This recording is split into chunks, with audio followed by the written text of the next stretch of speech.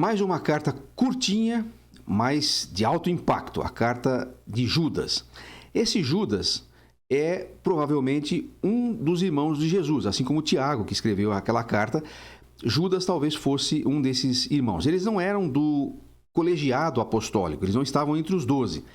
Mas eles se tornaram, especialmente Tiago, nós encontramos Tiago lá em Atos como um líder na igreja em Jerusalém.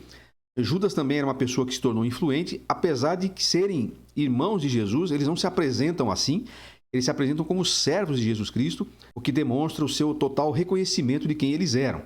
E então ele vai escrever essa carta, muito característica das cartas gerais, muito parecida também com a carta de Pedro, especialmente a segunda carta de Pedro, mas é uma carta que vale a pena a gente, obviamente, ler e estudar também. Uma carta bem eloquente.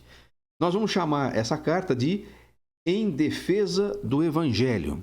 Ele começa escrevendo para falar sobre a salvação comum que a gente tem em Jesus, mas ele foi impelido pelo Espírito Santo a fazer esta defesa da verdade e do Evangelho à luz dos riscos que eles já viviam naquela época de falsos mestres que estavam tentando entrar na igreja e trazendo suas heresias, suas falsas doutrinas para o meio da igreja. Então veja que falsa doutrina e falso mestre não é coisa de agora, sempre existiram entre o povo de Deus. Inclusive lá no Velho Testamento, Judas vai citar isso aqui. Então vamos lá. Então primeiro temos a justificativa, por que ele escreveu essa carta.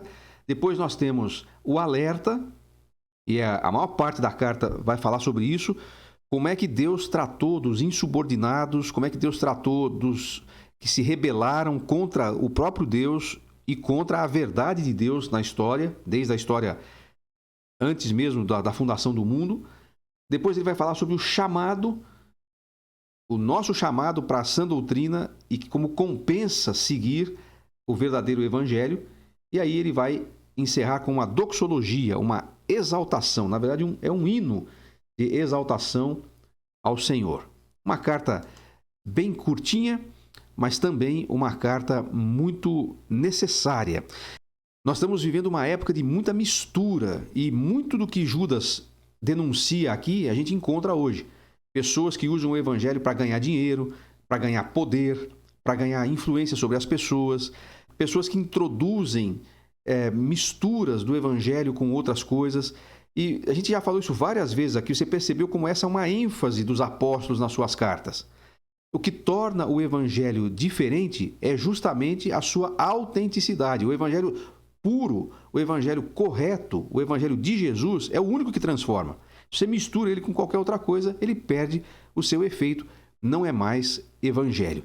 Então, assim como você deve ter notado como os profetas denunciavam a idolatria e o afastamento de Deus, no Novo Testamento, os apóstolos vão denunciar a falsa doutrina, a mistura que não pode acontecer em hipótese nenhuma. Leia então a carta de Judas e vamos para o grande finale.